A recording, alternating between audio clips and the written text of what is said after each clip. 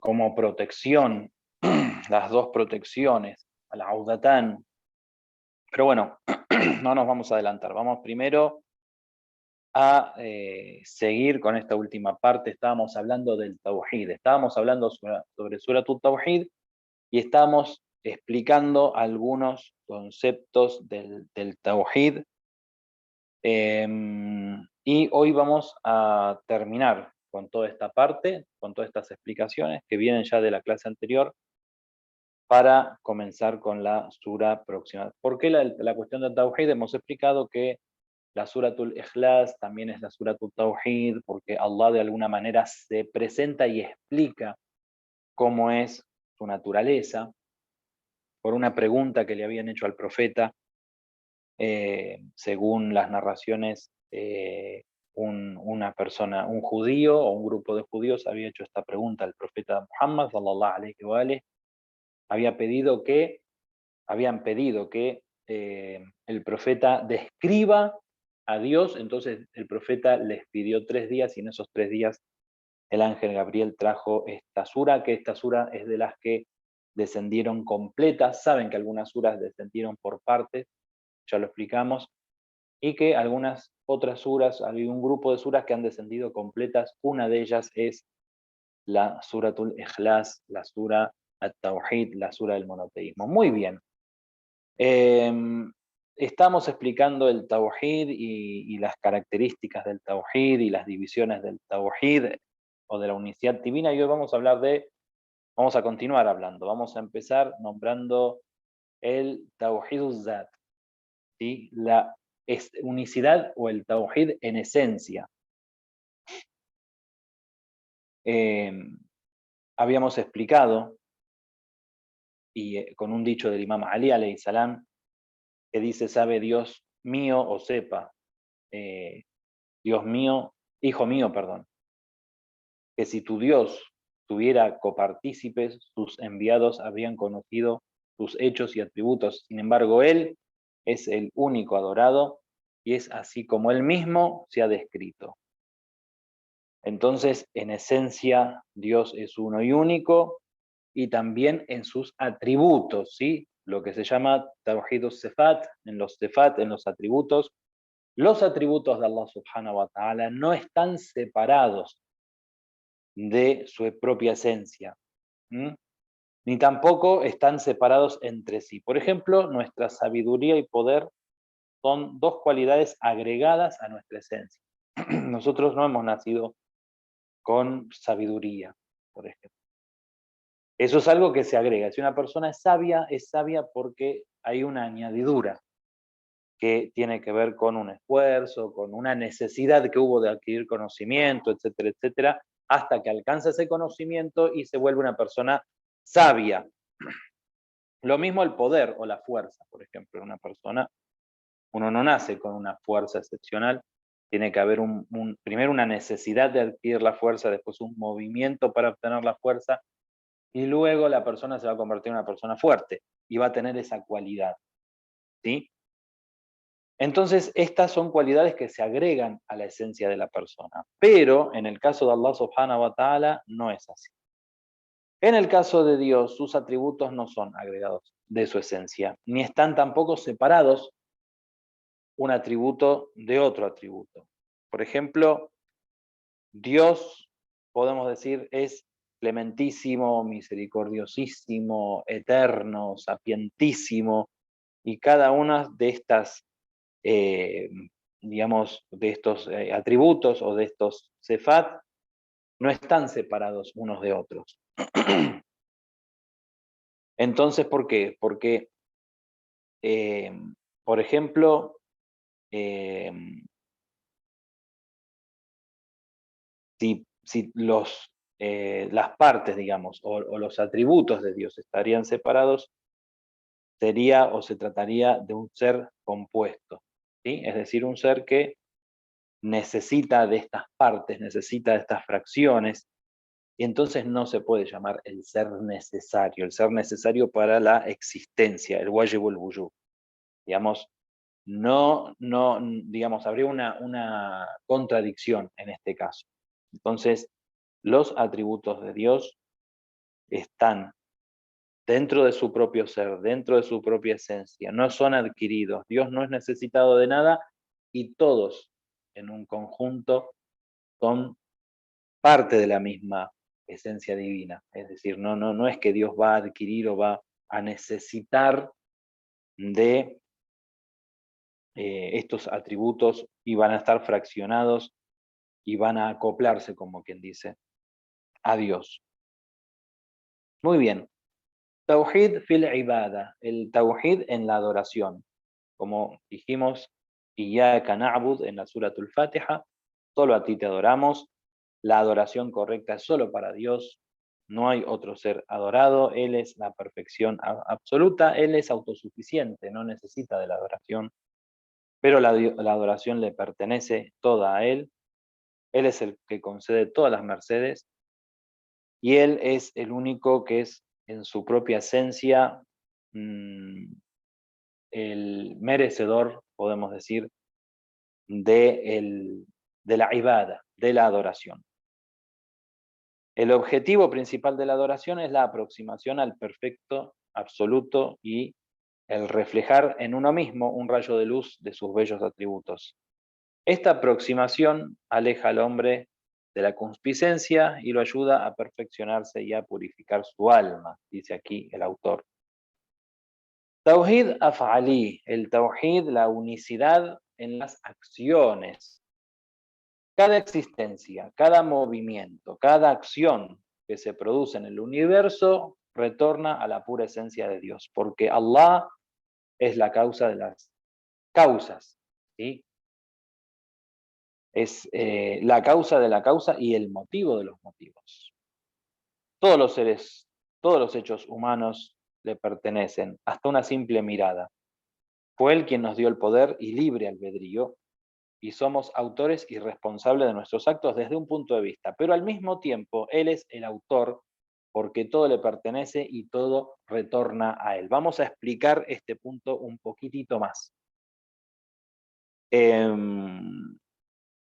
Y eso tiene que ver con la creencia en el libre albedrío o la predestinación, y como explicó bien el imam Jafar Sadek, esto es un asunto entre dos asuntos, es decir, estamos en un término medio, podemos decir. Ya que nosotros tenemos libre albedrío y todos nuestros actos van a ser juzgados justamente porque nosotros mismos hemos tomado la determinación de realizarlos, pero el poder, por ejemplo, yo ahora que estoy hablando con ustedes, este poder hablar con ustedes viene de Allah subhanahu wa ta'ala. Es decir, que todos los asuntos terminan retornando a Dios porque Él es el que da el poder para que se ejecuten todas las cosas. Ahora, esto significa que, por ejemplo, un asesino cuando va a matar a alguien y va a cometer uno de los peores pecados de la humanidad, matar a una persona inocente es como matar a toda la humanidad, como nos dice el Sagrado Corán. Entonces, quiere decir que este asunto retorna a Dios y que fue Dios el que, digamos, dictó o digamos, manejó la mano de esa persona para ir y matar a otro. No, no es así. Dios da el poder, pero también da, o sea, Dios da el poder para hacer las cosas y Dios da el ikhtiar o el poder de decisión para que nosotros vayamos a hacer los movimientos o vayamos a tomar las decisiones, etcétera, etcétera. Entonces, si bien Dios podría, con una sola orden, porque Él es el dueño de la orden, hacer que no hagamos ningún movimiento en absoluto, que caigamos así como una marioneta que uno la suelta y cae, boom, y no se puede mover más. Pero no está eso en los planes de Allah subhanahu wa ta'ala, sino que nosotros a través de nuestros actos y utilizando nuestro libre albedrío y con el poder que Él nos da de movimiento, de pensamiento y de todo lo que sucede en el universo, nosotros actuemos, ¿sí? Entonces por eso es un punto, digamos, intermedio en lo que es el libre albedrío y lo que es la predestinación. Por supuesto que algunas cosas están predestinadas también, y por supuesto que muchas otras, muchas otras, Dios las pone en nuestras manos para que nosotros mismos vayamos escribiendo nuestro destino, y también nuestros actos son un reflejo de lo que viviremos a futuro en el otro mundo. Muy bien. Después tenemos algunos puntos importantes de las derivaciones del Tawhid, como por ejemplo el Tawhid Khalqiyat. Khalqiyat es decir que Dios posee una unicidad en la creatividad. Esperen que videollamada perdida. Bueno, no sé, alguien parece que hizo una videollamada.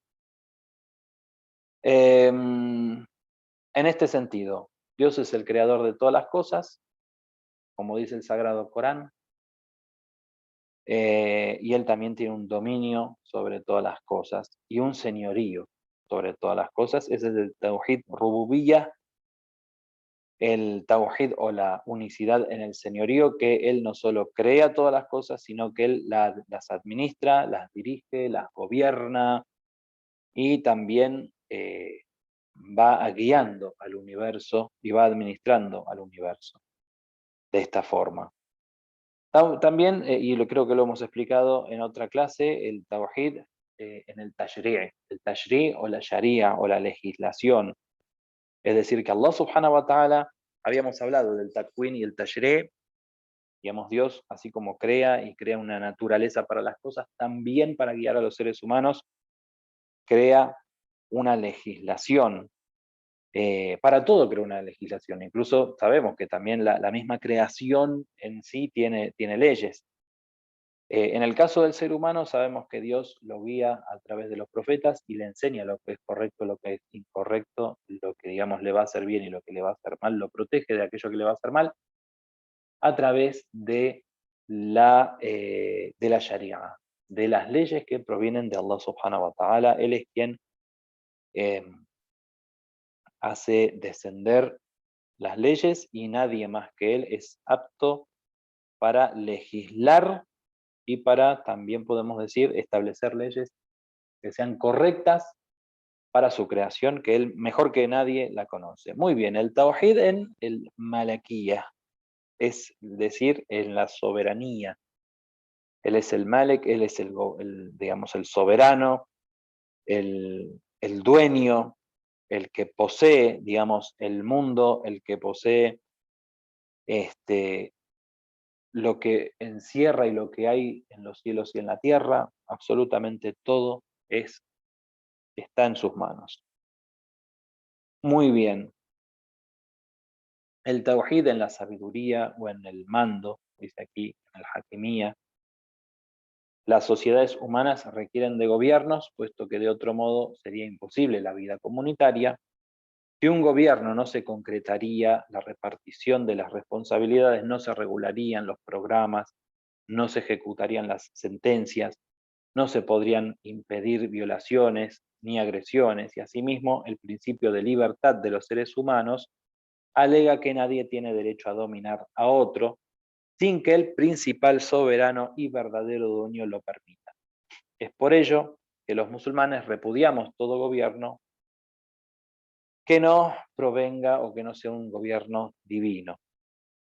Si consideramos legal el gobierno del profeta, alayhi salatu wassalamu ala alihi, y el de los imames, y de todo erudito también o faqih, que reúna por supuesto los requisitos para esta tarea, es porque dimana de la soberanía divina. De acuerdo a la ley islámica, para que un referéndum general obtenga legalidad divina, debe ser aprobado por el sabio, por el faqih.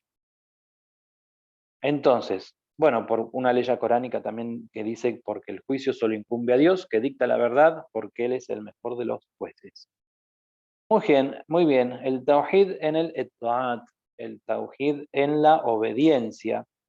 Entonces, vamos a ver que hay una jerarquía especial en la obediencia y que es particular de Dios, y luego viene otro tipo de obediencia, otro nivel, otra jerarquía de obediencia que es la del profeta, la de los imames, la de los que tienen autoridad entre vosotros, como dice el Sagrado Corán.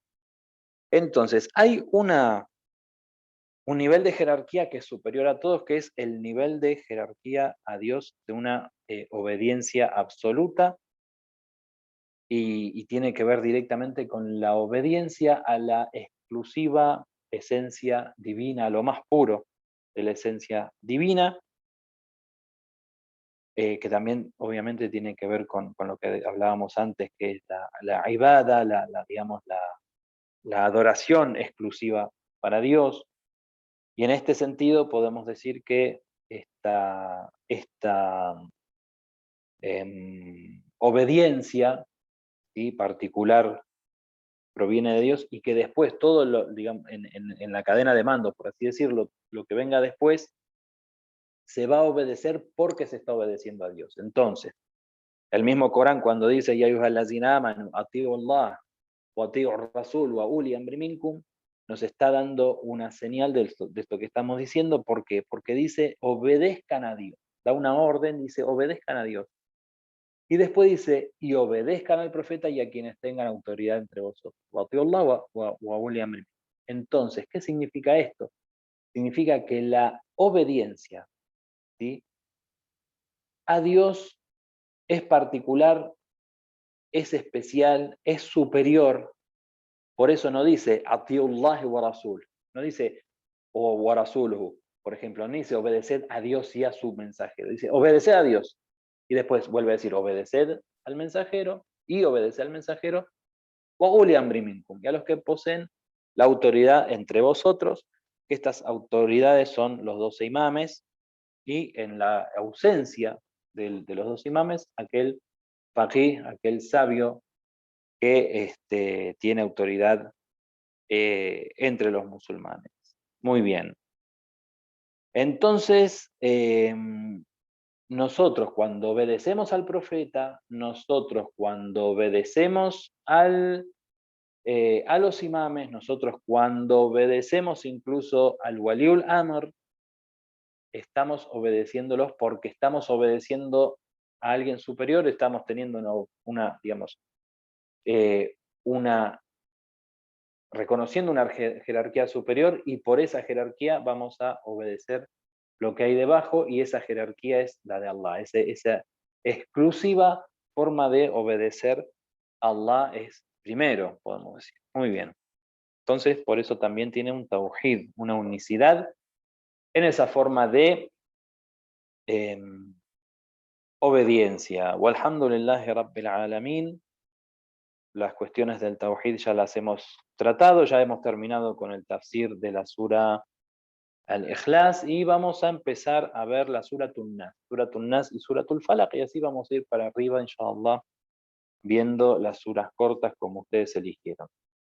Entonces, Suratul Nas, la sura o el capítulo de los hombres, es una aleya de la Meca, mecana, como también se dice, y consta de solamente 6 ayat, 6 aleyas.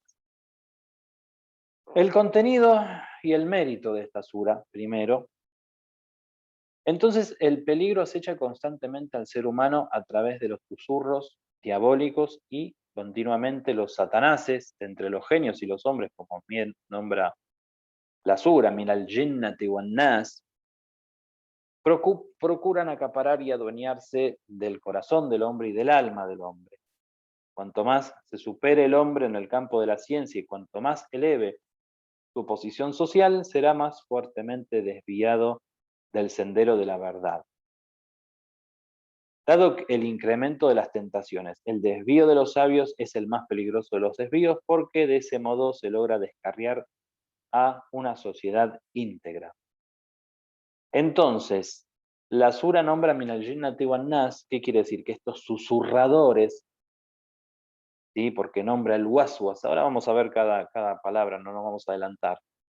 Este susurro que hay constante en el pecho de los hombres, en el corazón de los hombres, en la mente de los hombres, no es necesario que venga de Shaitán o de los Shayatín, de los genios o de los, como se dice, de los satanases.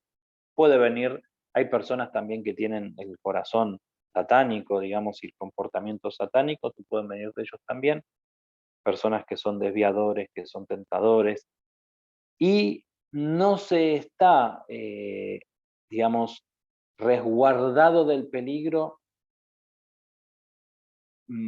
por obtener el conocimiento, por ejemplo, o por llegar a cierto grado de sabiduría, para nada. Es decir, que el susurro para cada persona va a atacarlo, digamos, en aquello que es débil, y una persona sabia, una persona, por ejemplo, que está bien en la religión, que cumple y que es, digamos, una persona que va a tener cierta fortaleza como creyente, que uno lo ve que está encaminado, obviamente los susurros no van a venir por cosas, por ejemplo, puede ser cosas materiales o cuestiones más que tengan que ver con la lujuria y todo eso, porque la persona ya, digamos, por su propio conocimiento y, digamos, su cercanía a Dios ya no va a caer en esas trampas. Pero entonces vienen trampas más difíciles, y más difíciles sobre todo de ver y de darse cuenta. Por ejemplo, en los sabios puede presentarse la vanagloria, el takabbur, puede presentarse el hasad, la envidia. Entonces tenemos que tener mucho cuidado porque a veces, eh, por ejemplo, es muy fácil caer en el takabbur cuando la persona está bien con Dios, cuando la persona ya, digamos, tiene un rezo especial o hace salat al-layl o llega a cierto grado de conocimiento, etcétera, etcétera. Ya obviamente no va a venir, por ejemplo, no va a un sabio a tener un susurro que tenga que ver con, no sé, una mujer o una cosa así. No, esas cosas no.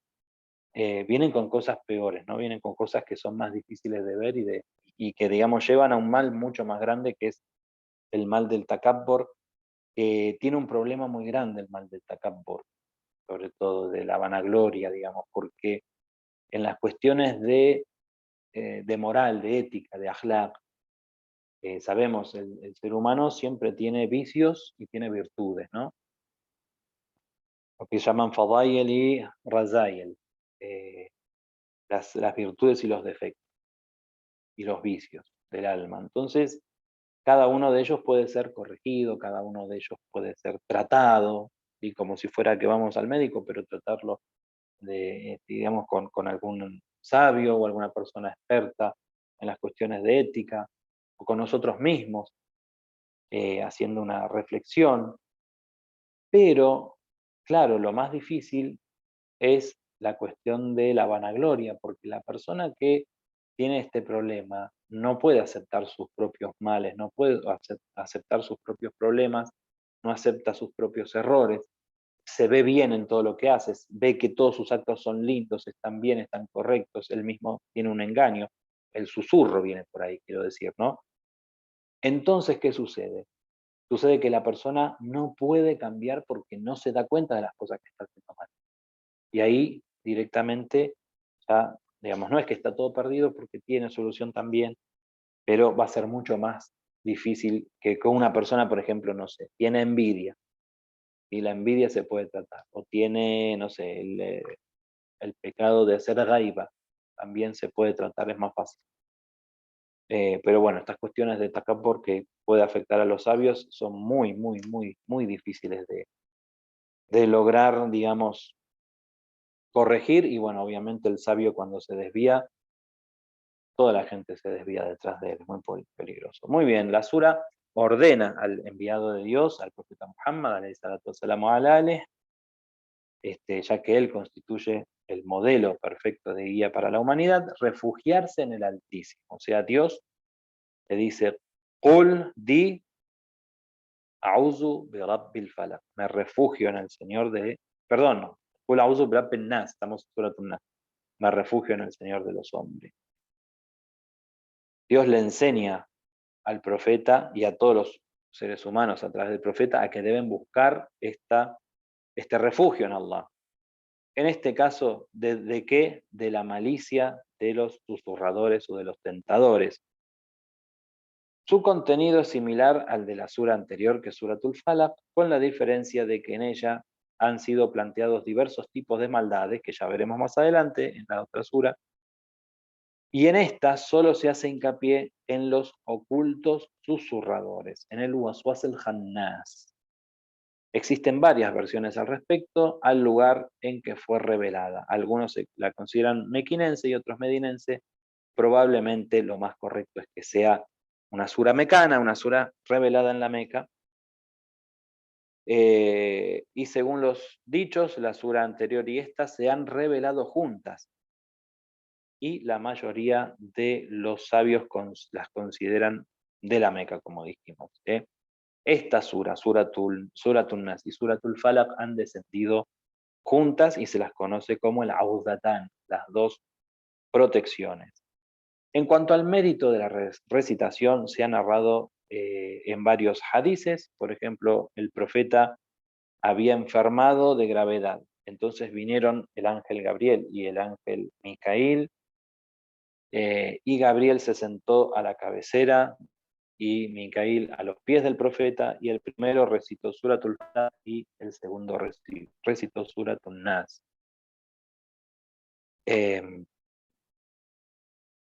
Que hay según un hadith del Imam Baqir alayhi salam. Ahora vamos a ver qué es lo que sucedió. Bueno, esto lo podemos explicar ahora, lo podemos explicar más adelante, cuando toquemos el... Sí, vamos a decirlo, vamos a explicar algunos temas cuando nombremos Suratul Falaq, así que esto siempre ténganlo juntos. Los que están estudiando y guardan los videos, o Suratul Nas y Suratul Falaq, hay una cuestión en Suratul Falaq que nombra a las que soplan los nudos, y allí se dan un poquito más de detalles de por qué descendieron estas dos suras, que eran para, digamos, proteger al profeta de una brujería que le habían hecho, y bueno, está la cuestión también de, así como están los susurradores y los desviadores, etcétera, etcétera, también están las brujerías, y todas estas cosas existen, o sea, tienen un efecto negativo. Entonces Dios por eso enseña a resguardarse de estos males. ¿Sí? Muy bien, no estaba mirando la pantalla ahí. Muy bien, hermana, mashallah. ¿Sí? Las que soplan en los nudos. Ya vamos a ver por qué más adelante cuando veamos Suratul Falaq, pero la cuestión es que estas dos suras es muy bueno que las aprendan juntas, las reciten juntas, incluso si las van a leer en el rezo, hay que leerlas juntas, ¿sí? Primero el Falaq y después el Nas. Y tienen gran mérito para leerlas, sobre todo para la protección, al igual que el Suratul Ikhlas también. Muy bien, entonces el contenido de la sura es Bismillah, a'udhu billahi minash shaitanir rajim, Bismillahir rahmanir rahim. Qul, di, a'udhu bi rabbin nas, me refugio en el Señor de los hombres. Malikin nas, el soberano, el rey de los hombres. Ilahin nas, el Dios de los hombres. Min sharril waswas al khannas, del daño del waswas al khannas, ¿sí? Del tentador o susurrador furtivo, oculto, podemos decir. Alladhi yuaswisu fi sudurin nas, aquel que hace waswasa, la palabra waswasa viene de ese tintineo, fi sudurin nas, en los pechos de los hombres, min al jinnati wan nas, de entre los genios y los hombres, es decir, no necesariamente tienen que ser genios que no veamos, sino pueden ser también hombres, ¿sí? Nosotros sabemos que están los a'immat al-huda, los imames de la guía que provienen de Dios, y también hay a'immat al-kufr, los imames del kufr, los que nos guían hacia el kufr también. Muy bien, entonces, esta es la última sura del generoso Corán y se dirige al guía de la especie humana diciendo Qul a'udhu bi rabbin nas, malikin nas, ilahin nas. Entonces habla de estas tres formas de, digamos, de poder que reconoce el ser humano, ¿sí? ¿Qué quiero decir con esto? Dice, me refugio en el creador de los hombres, en el Señor de los hombres, en el Rab de los hombres, en el Malik de los hombres y en el Dios de los hombres. Entonces, en esta sura se está haciendo hincapié en esos tres grandes atributos de Dios, que es el rububiyya, el señorío, el malequía, el reino, y uluhiyya, o lo que es la divinidad.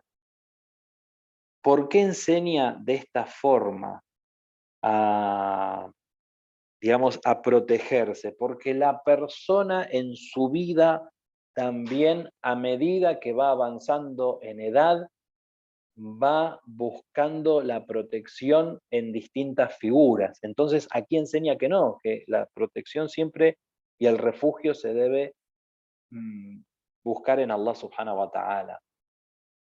Cuando nosotros decimos, por ejemplo, "Qul a'udhu bi rabbin nas", el Señor o el Criador, porque la palabra Rab también significa el que cría a los hombres, el criador de los hombres, es como cuando el niño busca refugio. ¿El niño en quién busca refugio? En el padre, digo en la madre, en los padres.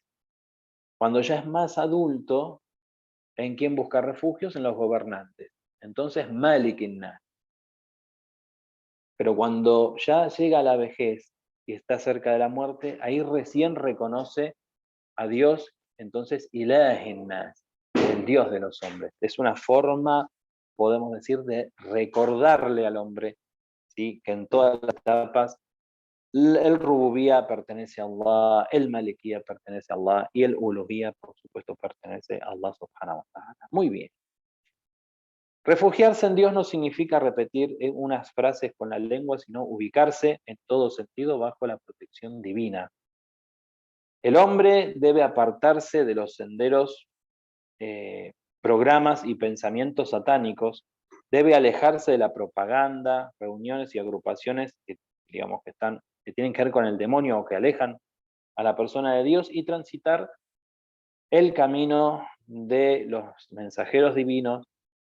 Y contrariamente, el hombre que se expone al peligro, que se expone al tormento de tales tentaciones, solo atina a leer la sura y no logra nada. Cuando dice Rabbin Nas, el musulmán testimonia el señorío de Dios y se dispone a oír sus enseñanzas. Al decir Malik Nas, testimonia que es su siervo y obediente de Allah.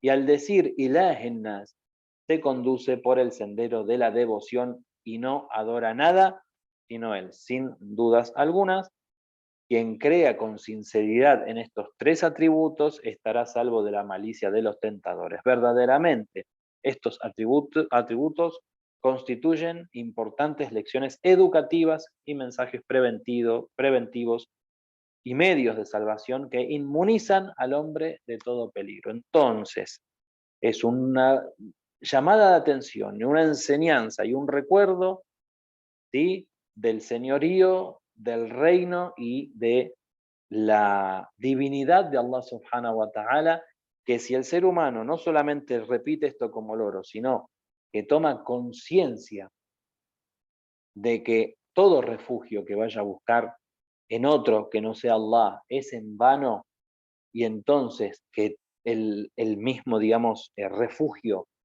pertenece a Allah, si una persona quiere estar protegida absolutamente, tiene que ir solamente hacia Allah, entonces al comprender esto realmente le puede sacar jugo, como quien dice, a esta sura y a la protección que tiene esta sura al mencionarla. Porque no solamente, como siempre decimos, es repetir como loros palabras en árabe que a veces no sabemos ni el significado, sino que tiene que haber una reflexión y un reconocimiento de la grandeza divina. Muy bien. Entonces, esta protección que hemos buscado en estos niveles que tienen que ver con estos sefat, con estas, ¿cómo es que se dice? Bismillah ar-Rahman ar-Rahim, a veces se me olvidan las palabras en español, no, no en persa o en árabe, parece mentira. El sefat es los atributos, ¿sí? En esos atributos, entonces utilizamos estos atributos y reflexionamos en estos atributos para reconocer el dominio de Allah subhanahu wa ta'ala. ¿De qué nos refugiamos? Es la pregunta. Entonces, min sharri al-waswas al-khannas, del daño del tentador oculto, tentador furtivo, que dice. Alladhi waswisu fi sudurin nas, aquel que tienta los pechos de los hombres, min al-jinnati wan nas. El vocablo waswas, originalmente, y según Rageb, este famoso en la lengua árabe, dice, se emplea para referirse a un suave ruido que surge del choque de las alhajas, aunque luego se lo usó para nombrar cualquier ruido pequeño y finalmente como las imaginaciones y los pensamientos desagradables, que aparecen en el corazón humano, similares al susurro que se hace en el oído. Entonces, la palabra waswasa viene del tintineo que hacen las alhajas. ¿Vieron, por ejemplo, a los anillos y estas cosas que uno, no sé si me ven en la cámara, pero cuando uno hace así, los mueve así en la mano, que es un tintín muy suave? Entonces, originalmente significaba eso. Y bueno, cualquier ruido pequeño que suene de forma similar. Y por último, los pensamientos desagradables que aparecen en la mente humana, incluso en la psicología islámica y en la psicología en general. Cuando se habla de todos estos susurros, estas voces, estas cosas, eh, por lo menos en Irán se habla del waswasa, ¿sí? Se dice que esa persona tiene waswasa. En psicología, cuando se habla de la psicología occidental incluso. Muy bien, entonces el waswasa es ese susurro, esas voces que no tienen por qué ser voces, cuidado, o sea, sino que son pensamientos, ese pensamiento que viene al pecho de las personas. Por ejemplo, a ver qué puede ser. Una persona ve que a otro se le cae la billetera, ¿sí? Entonces siente como, bueno, agárralo, no, total nadie te ve, no se dio vuelta, no se dio cuenta, agárrala, ¿sí? Eso es el susurro, viene de esa forma. O puede venir de otra forma también, por ejemplo, pero ¿por qué? Vos sos mejor que él, vos no aceptes que lo pongan a él en tal lugar, en tal puesto, no, vos tenés que ir a hacerle la guerra porque vos sos mejor. Bueno, todas esas cosas, esos impulsos que hay desde dentro del hombre para hacer las cosas que no son correctas, eso es el waswasa. La palabra Hannas viene de Junús y significa disimular y retroceder. Como los shayatín, los satanases, al oír el nombre de Dios, retroceden, y ese retroceso generalmente lleva al ocultamiento. Es posible que también signifique esconderse u ocultarse. En este caso, el sentido de la deleya es el siguiente: me refugio en Dios de la malicia del tentador endemoniado que huye y se oculta cuando se menciona el nombre de Allah. Los satanases combinan sus planes con simulación y a veces susurran de una manera tal que el hombre cree la idea, que la idea es suya y que ha surgido del seno de su alma. Este engaño es el causante principal de su desviación. ¿Vieron como dijimos recién? Ese pensamiento que viene que hace tal cosa, no la hagas, mirá fulano, este te tiene envidia. Todos esos, eh, eh, incluso esas que parecen conversaciones que uno tiene consigo mismo, y cuando hay pensamientos negativos y digamos un impulso para hacer el mal, todo eso es el Estaba waswasa. Y el entonces micrófono puesto, me dice apagar el micrófono. Menos mal que no dijimos nada, ya lo apagué. tenemos que tener cuidado. Muy bien. Y tenemos que tener cuidado con el micrófono prendido también. Muy bien. Entonces, el diablo se preocupa por embellecer y ocultar la falsedad, haciéndola ver como verdadera. Y la mentira también la presenta como la verdad. Al pecado como la vestidura de la adoración y a la desviación con la cubierta de la orientación. En conclusión, sus secuaces están ocultos y sus programas también lo están. Esto constituye una advertencia para todos los seguidores de la verdad a fin de que no esperen ver a los demonios con su verdadero rostro o sus descarriados actos de luz del día. Jamás ha sido así, ni lo será tampoco. Ellos son waswas el hannas, los ocultos tentadores, y sus obras son el engaño, los complots, los embustes, la ostentación, el ocultamiento de la verdad. Si ellos se presentaran con su verdadero rostro, si no ensuciaran con falsedad la verdad, si expusieran sinceramente y expresamente sus cometidos, según el imam Ali, el asunto no confundiría a los seguidores de la verdad. Pero estos seres se aprovechan de cualquier medio para dominar a los hombres. Entonces, minal jinnati wan nas, porque también hay personas que son de esta forma. Personas que disfrazadas con un disfraz de piedad, con un disfraz de sinceridad, de buenas intenciones, etcétera, lo que tratan es de desviar a las personas o de llegar a sus cometidos. ¿Cuántas veces nos pasa que somos víctimas de personas así, no solamente de los shayatín, ¿no? A veces personas que parecen que son personas muy espirituales o personas muy, digamos, muy correctas, muy creyentes, tienen planes en contra nuestro y en base a la mentira, por ejemplo, a veces también nos tratan de perjudicar. Pero Dios es grande y siempre Dios protege al creyente, la verdad. Tenemos que siempre tener, digamos, muy, muy conscientemente esta cuestión y no tener miedo. Muy bien.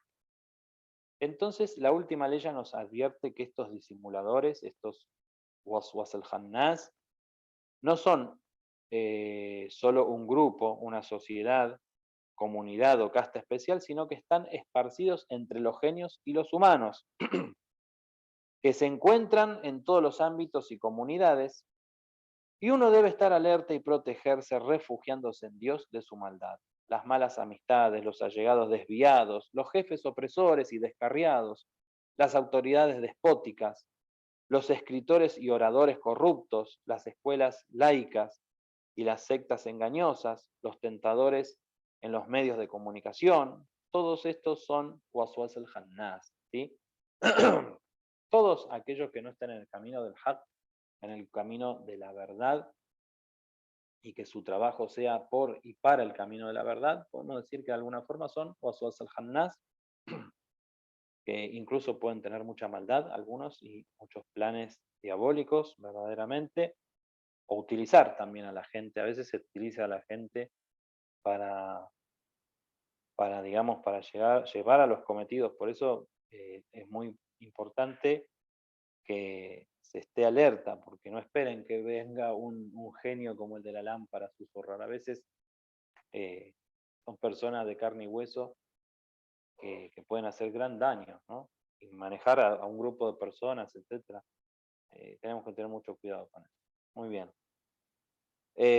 Con respecto al waswas al-Hannas, el waswas al-Hannas en su momento sí fue digamos, uno de los genios que no era Iblis, que no era Shaitán, y que Shaitán mismo se valió de él para desviar a los hombres.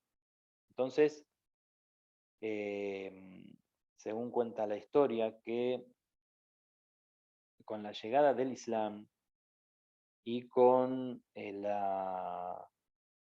no recuerdo si era con la revelación de Surat al-Fatiha o con algo que yo ahora no lo tengo bien en la mente, que puntualmente por qué fue que Shaitán bramó, digamos, gritó de desesperación y entonces reunió a todos los genios y dijo, bueno, ¿quién me propone algo para desviar al hombre, para poder desviarlo? No, creo que esto fue con la misma creación del hombre. Si Dios quiere, para la próxima clase lo voy a tratar lo voy a investigar y lo voy a tratar de traer bien. ¿Por qué? Pues no me acuerdo el por qué, pero la cuestión es que Shaitán, desesperado, como quien dice, para desviar al hombre, llamó a todos los genios y que cada uno dé una propuesta de cómo podía desviar al hombre, y uno, que era el Waswas el-Hannas, dijo, yo tengo la solución. ¿Cómo es la...? A ver, creo que cuando nació el profeta, ajá, mashallah, ahsantum, ahsantum. Sí, no lo tengo muy en mente esto porque es algo que estudié hace mucho tiempo y que me acordé ahora y que acá no lo menciona. Entonces fue el Waswas el-Hannas el que dijo, yo tengo la tentación, no, yo tengo la solución, que es justamente tentar a los hombres de forma furtiva, sin que se den cuenta, con susurros que los hagan, digamos, engañarse, que ellos mismos tienen estas ideas y van a hacer lo que yo quiero sin que me escuchen o me vean. Fíjense qué maldad tan grande. Muy bien, ¿por qué debemos refugiarnos en Dios Todopoderoso? A cada instante el hombre lo acecha el peligro del desvío. La prueba principal se encuentra en el momento en el que Allah subhanahu wa ta'ala ordena a su profeta refugiarse en él, de la trampa de los tentadores. A pesar de que el enviado de Dios con él sea la bendición y la paz, y con su familia, estaba inmune de cualquier desviación debido al favor divino y a los auxilios invisibles por parte de Dios, a su encomendación y, por supuesto, a su conocimiento, que es principalmente lo que lo apartaba de todo lo que enojaba a Dios. La cuestión es bien clara. Sin embargo, no hay que decepcionarse, puesto que frente a los susurradores destructores hay ángeles celestiales que auxilian a los siervos creyentes y a los seguidores de la verdad. Sí, efectivamente, los creyentes no están solos, como dice el Sagrado Corán. Por cierto, que quienes dicen, nuestro Señor es Dios, y se consagran a Él, los ángeles descenderán sobre ellos y les dirán, no temáis, ni os atribuléis, más bien regocijaos con el paraíso que está prometido. El hombre no debería, entonces, dejarse llevar por la vanidad y creer que no necesita ser aconsejado, recomendado y que no necesita de los recuerdos y los auxilios divinos. Debe refugiarse en Allah constantemente y debe estar con los ojos abiertos y alerta. Siempre estar con los ojos abiertos del corazón también y alerta, en estado de alerta. De hecho, los místicos, uno de los grandes consejos, que daban es justamente estar plenamente en estado de alerta. Las tentaciones, Yawi, ¿podés cerrar la puerta ahí? Las tentaciones, decile a Fati que no grite tanto.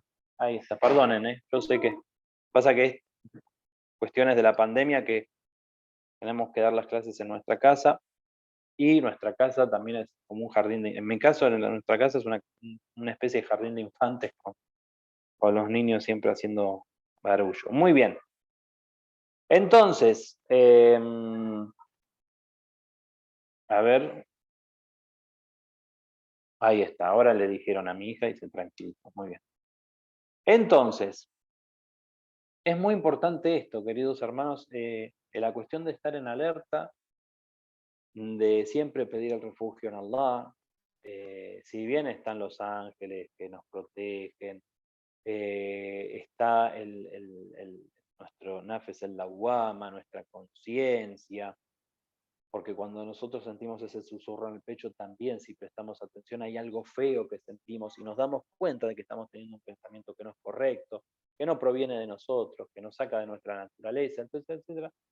Realmente debemos estar muy alertas de los susurros que vienen de afuera. Por eso la cuestión de las buenas amistades, por eso la cuestión de estar siempre entre creyentes. Por eso también explicamos en otras de las clases, no de tafsir, sino en las clases de estas que estaban los sábados más temprano, la cuestión digamos, de los auliyá, de los amigos íntimos, de que el amigo íntimo siempre debe ser creyente para aconsejarnos bien, ser abiertos a los consejos, ser abiertos a las críticas, ¿sí? Aunque no sean críticas constructivas y nos duelan, a veces vieron que hay gente que hace críticas constructivas, nos ayuda, y hay otros que critican por criticar, pero esas críticas también, en privado uno debe prestarles atención, o sea, uno me dijo tal cosa, me dolió, pero a ver, ¿tiene algo de razón? O sea, un poquito siempre hacer este ejercicio para no caer en la vanidad, porque la vanidad es por donde peor entra el waswasa. Muy bien. El profeta del Islam, con él sea la bendición y la paz, dijo, todo creyente tiene en su corazón dos oídos. En uno susurra un ángel y en el otro el waswas el hamnas. Dios afirma al creyente a través del ángel. Y este es el significado de la ley que dice, y les confortó con su espíritu. En otro hadiz, el Imam Sadiq alayhi salam dice, cuando la aleya, que cuando cometen un pecado son injustos consigo mismos, recuerdan a Dios e imploran el perdón de sus pecados, pues ¿quién perdona los pecados sino Dios? Y no reinciden en lo que hicieron, ajá, fue revelada esta ley, dice, Shaitán se ubicó sobre una montaña en la Meca y clamó reuniendo, este es el hadith, ¿ven? Era por esto. Yo tenía en mente que era por una ley coránica. ¿Vieron que les dije? Acá está. Dice, cuando fue revelada, vamos a buscarla la ley en árabe, por favor. La sura 3, aleya número 135.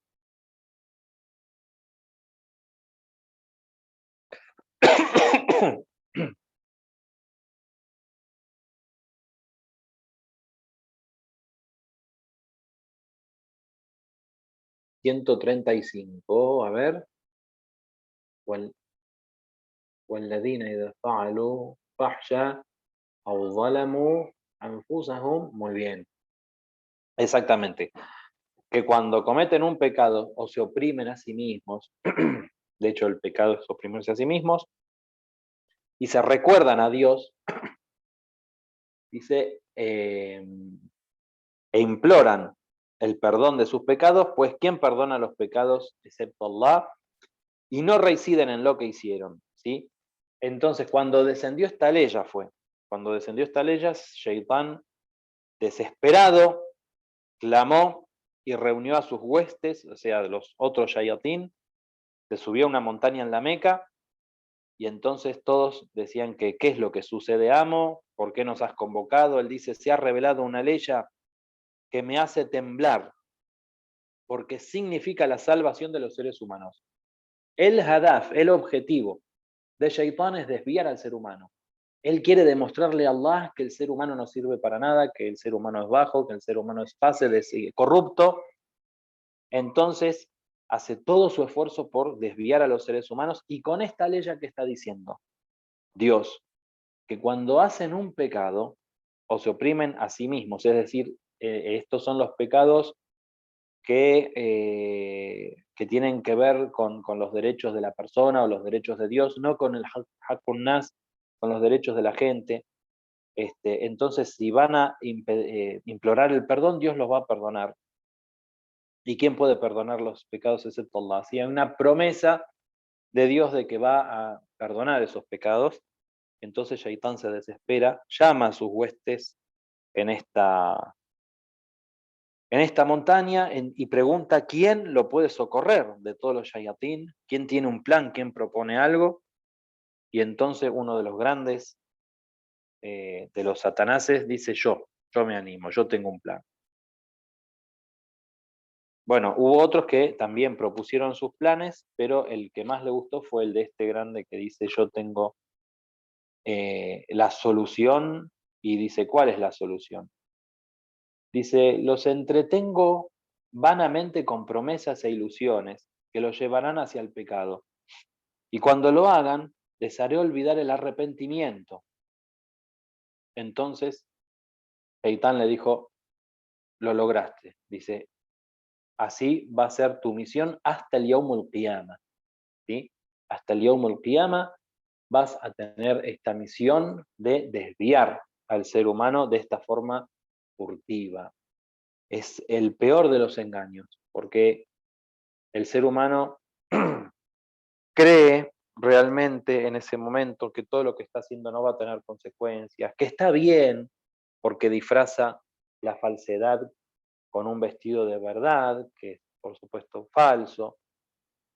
Entonces, mucho cuidado con eso, porque eso nos puede afectar a todos, eso puede afectar a las personas que buscan el poder, que buscan el lugar, que buscan, digamos, el dominio, y que no, digamos, todo lo que hacen no lo terminan haciendo por Dios, porque no está Dios ahí. O sea, por ejemplo, una persona que quiere, no sé, ser presidente, vamos a decir, ¿no? Entonces, tiene la añoranza de llegar al poder para llevar la igualdad y la justicia a las gentes. Y tiene digamos, este objetivo y esta esperanza en sí mismo, y lo hace con ese objetivo y con el objetivo de que se establezcan las leyes divinas, etcétera, etcétera. Es un hombre que está bien, pero puede haber otro, o le puede pasar a la misma persona, que lo que quiere es tener el sillón, ya, nada más. El sillón, el sillón, el sillón. Entonces va a ver todo lo que hace lindo, pero en lo que hace no hay un objetivo divino. Entonces, cuando no hay un objetivo divino, puede haber dos posibilidades. O hay un objetivo que es para satisfacer al ego, o hay un objetivo que es para satisfacer los deseos y los manejos del waswas al-khannas, ¿sí? Esto, digamos, es como la matemática. 2 más 2 es 4. Las cuestiones que vamos a hacer, las vamos a hacer o por Dios, y va a tener un tauhid puro y van a estar bien y Dios las va a proteger. Pase lo que pase, vienen las tormentas y la persona está firme, o, por ejemplo, va a verse llena de dificultades porque no está Dios, o está su propio ego, o está el seguir tontamente los susurros de Shaitán, o del Waswas al-Khannas, o de los hombres también, que a veces pueden trabajar en nuestra mente, en nuestro corazón, desde afuera para manejarnos y dominarnos y hacernos aquello que nosotros en nuestra esencia no haríamos. Por eso el creyente es suspicaz, el creyente es vivo, es inteligente, está despierto y solo se refugia en Allah subhanahu wa ta'ala y aprende, ¿sí?, a refugiarse en Allah. Es decir, una de las características del creyente es que no se cree autosuficiente jamás. Tiene la fuerza de Dios, Dios lo respalda, Dios lo protege y siempre está atento a estos susurros. Y bueno, la semana que viene, perdón, el martes, si Dios quiere, tendremos la clase de Suratul Falaq, y vamos a ver más detalles en general que tienen que ver con Suratul Nas, ¿sí? Porque las dos suras, vienen juntas, entonces hay más detalles del Sha'n Nuzul, de por qué descendieron, y que yo les recomiendo no perdérsela la clase, porque hay algunos puntos que a veces hay muchas preguntas, ¿no? La brujería es cierto, es verdad, hace mal, o no afecta, al creyente lo afecta o no lo afecta, qué es lo que pasa, le hicieron brujería al profeta, no le hicieron, le afectó, no le afectó, Dios cómo nos enseña a protegernos de estas cosas. Bueno, todo eso va a estar como respuesta en esta clase, en la próxima clase, que vamos a empezar a ver Suratul Falaq, Suratul Falaq, digo bien, inshallah. Walhamdulillahi Rabbil Alamin, wassalamu alaikum wa rahmatullahi wa barakatuh. Que Dios los bendiga mucho, queridos hermanos. Shukran, Sheikh. Hermosa clase. Gracias de nuevo. Shukran, Sheikh. Muchas gracias. A ustedes que siempre están, mashallah. Shukran, barakallah fiki, ya Sheikh. Muchas gracias Shukran, a todos. Sheikh. Muy linda clase. Afwan, Muy linda explicación. Sí. Cristina, ¿no? Mashallah. Salam. Salam aleikum. ¿Me estás Aleikum viendo? salam. No, pero te conocí la voz, mashallah. Bueno, Qué bueno que cariño pudiste a los venir a la chicos y a tu esposa. Muy linda clase. Saludos para toda la Inshallah familia. nos veamos. Shukran, Que tengan shukran. mucho éxito. Nos vemos, inshallah, el martes. Nos vemos, Inshallah. Inshallah. Salam alaikum, salam, Abdur Rasul. Hussein, alhamdulillah. Mashallah. Hussein también está ahí, mashallah. Allah barik fikum. Que Dios los bendiga mucho. Y gracias también a las hermanas, la hermana Ismailiana, la hermana, la esposa del Sheikh Abdul Karim, y a Orobio, y a Carla, ¿no? y a todos los hermanos, inshallah, que Dios los bendiga mucho. Cuídense. Salamu alaikum, y nos vemos, si Dios quiere, el martes, que ahora en Argentina estamos encerrados otra vez en cuarentena, así que no hay excusa. Nos vemos, inshallah. Que Dios los bendiga mucho. Salamu alaikum.